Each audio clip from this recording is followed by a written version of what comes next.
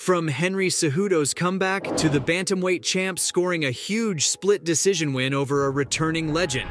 Here's how UFC fighters reacted to Aljamain Sterling versus Henry Cejudo. UFC 288 saw a star-studded main event when defending bantamweight champion Aljamain Sterling was tested by a legendary giant killer.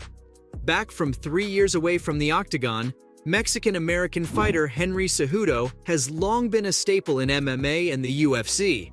Arguably, his biggest achievements were not only being a double champion, but he managed to beat the best pound-for-pound fighter in MMA history, Demetrius Mighty Mouse Johnson.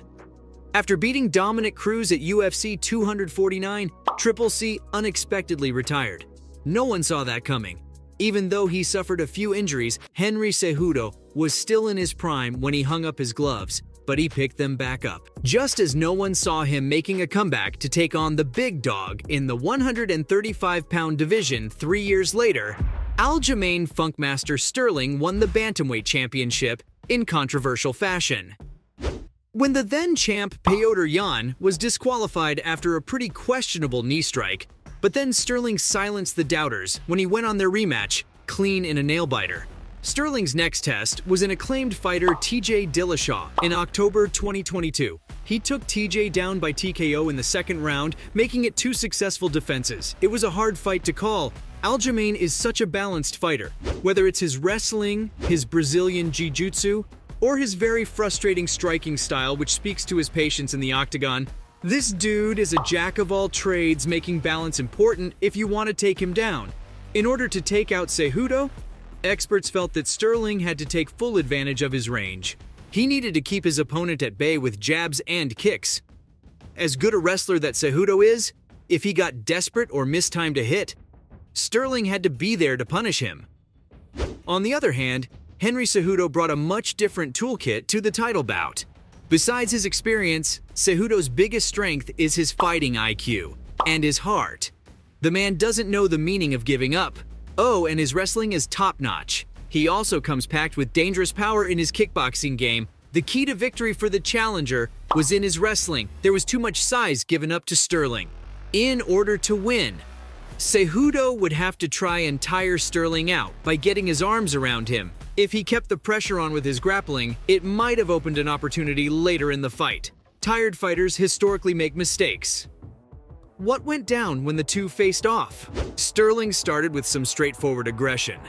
After trying to kick Cejudo's head off coming right out of the gates, he went to his challenger's legs, not one to be deterred. Triple C took Sterling to the mat and tried to catch him in a guillotine, only to be denied. They get back to their feet again before wrapping up once more before time ran out. Sterling got in a pretty vicious punch before the bell sounded. The tables turned when Cejudo came out in the second looking to take over the fight. That was a tall task, however, Funkmaster lived up to his name with unorthodox movement and counterattacks at weird angles.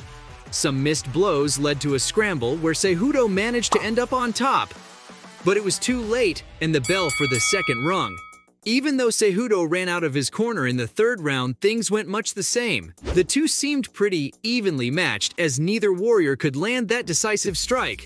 Their respective ground games were both good enough to stave off submissions, or getting caught in a ground-and-pound dilemma. During the following championship rounds, a new sense of urgency kicked in the fourth after trading strikes. Cejudo managed to utilize a headlock to take Sterling down to the mat. That was not enough as the champ got back up and paid Cejudo back in kind. Sterling was pumped when the fifth and final round started. He yelled, "Let's go!" before the two went at it again for the final 5 minutes. Henry Cejudo put on the pressure to the point that he got the crowd cheering his name. Aljamain manages to keep him at bay, though with some strategic punches and a high kick. Cejudo's flurries in the last round weren't enough as the horn blared to end the fight. Both men tried their best to either knock or tap out their opponent, while still being cautious enough not to get caught themselves. And by the time the fifth and final bell rang, they weren't able to finish each other off. Before going into the main event, Aljamain Sterling told a reporter from UFC.com he wanted to be the first bantamweight champion to record 3 successful defenses in a row. That's exactly what he did. Sterling won a narrow split decision, Now, a lot of people had something to say about the really close fight. First, though, let's talk about what happened after the judge's decision was announced. Sugar Sean O'Malley stormed the cage. The colorful fighter got in Sterling's face and told him that he would have to do better than that. There was almost a fight between the champ and O'Malley's team members. When it was broken up, Sterling told O'Malley that he'll see him in September. On a more somber note, Henry Cejudo got the mic. He took off his gloves and says that the losing effort might have been his last fight. Panelists Gilbert Melendez and Rashad Evans discussed the scoring of the fight on ESPN. They both agreed that the judges got it right and that Aljamain won Demetrius Johnson, the man Cejudo dethroned once upon a time. Said that if the two squared off in one championship instead of UFC, Henry Cejudo would have come out on top due to different rules. Cejudo would have been able to use his knees from the quarter Nelson position. Johnson, who is wrecking the Asian-based MMA competition, cheered on his former rival and now friend, even yelling at his TV for Cejudo to use those illegal knees. In Mighty Mouse's eyes, Cejudo won the fight, and he was gutted that his buddy didn't get the win, but he was proud of him either way.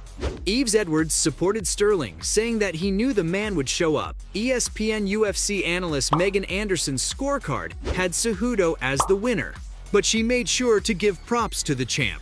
Alexander Volkanovski thought the judges got it right and gave a shout-out to Sterling. Conor McGregor took the chance to mock Cejudo.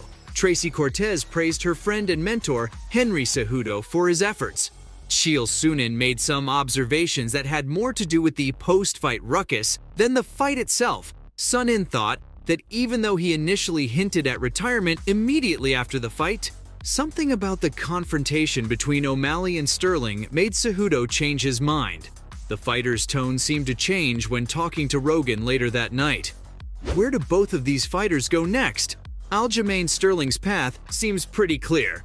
All signs point to the number 2 ranked fighter, the man who confronted him in the cage at the conclusion of UFC 288, Sean O'Malley. O'Malley is the obvious opponent, and he's a dangerous one for the Funk Master. As the outspoken and never shy O'Malley pointed out, he's a sniper. O'Malley went on to explain that Aljo's awkwardness is effective in MMA, but he thinks it is ultimately going to be his downfall when he's across the octagon from him. O'Malley thinks he'll find the chap's chin over and over before finally knocking him out. This wasn't disrespect, though. The next challenger made sure to praise Sterling as one of, if not the best bantamweight of all time. Whenever it comes down to the judges in MMA, there are always going to be differing opinions as far as who won. Sterling versus Cejudo was no different. This was how UFC fighters reacted to Aljamain Sterling versus Henry Cejudo.